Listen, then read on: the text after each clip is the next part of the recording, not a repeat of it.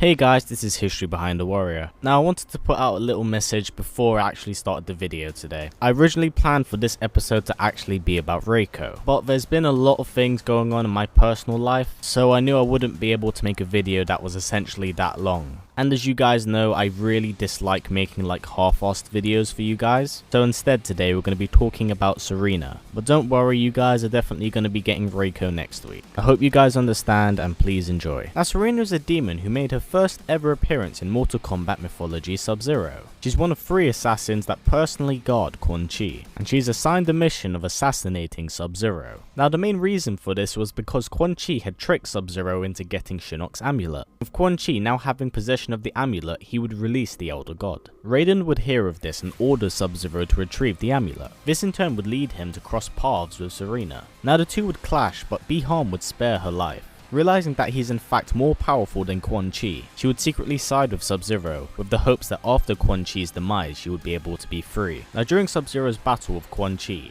Sareena would appear and assist him in the battle. Now after Quan Chi's defeat, she would apparently be killed by Shinnok, but she does in fact later return in Mortal Kombat Tournament Edition. It's revealed that she wasn't in fact killed by Shinnok's attack, but rather her human form was destroyed. And due to her betrayal of Quan Chi, she was cast out to the torture chambers for years. One day she'd see a portal left open by Quan Chi as he was being pursued by Scorpion through the Netherrealm. Wanting to escape, she'd take this opportunity to travel through the portal, landing her in Outworld. And whilst here, she was able to regain her human form. Now call it fate or chance, but she'd bump into the younger Sub-Zero. And Sub-Zero, feeling that he owed her for helping his brother, would grant her sanctuary within the Lin Kuei. As a thank you to Kuai Lang, she would pledge her loyalty to the clan, swearing to defend it from its enemies. Now not long after this, she would follow Sub-Zero into the Netherrealm. Now during their patrol, they would come across Noob Saibot and Smoke. A fight would break out with the two being victorious, but Sareena would lose control of her human form,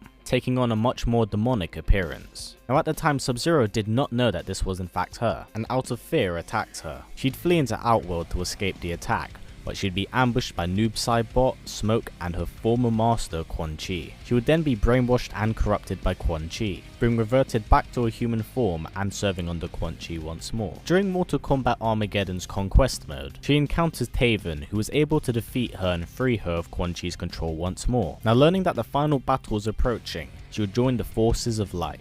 However, much like many other people who participated in the Battle of Armageddon, she dies. Now Sareena does in fact return during the new Mortal Kombat timeline, and her only appearance being in Mortal Kombat X, which in fact also confirms that everything that happened in Mortal Kombat mythology Sub-Zero also happened in this timeline, so I guess that's a little fun fact for you guys. Now she's seen in Mortal Kombat X assisting Jax, Kenshi and the special forces to ambush Quan Chi. Now during the conflict, she battles her undead Kitana and tries to convince her that she can be freed of Quan Chi's control. But unfortunately this falls on deaf ears, as Kitana knocks her on the ground and nearly kills her until she is saved by Jax. Now after Quan Chi and some of his revenants escape, Sareena tends to the wounded soldiers. Now Jax would travel to Quan Chi's fortress alone despite Sareena warning him that he could die. But Jax reminds her that he has in fact died before. And this is sadly the last we see of Sareena.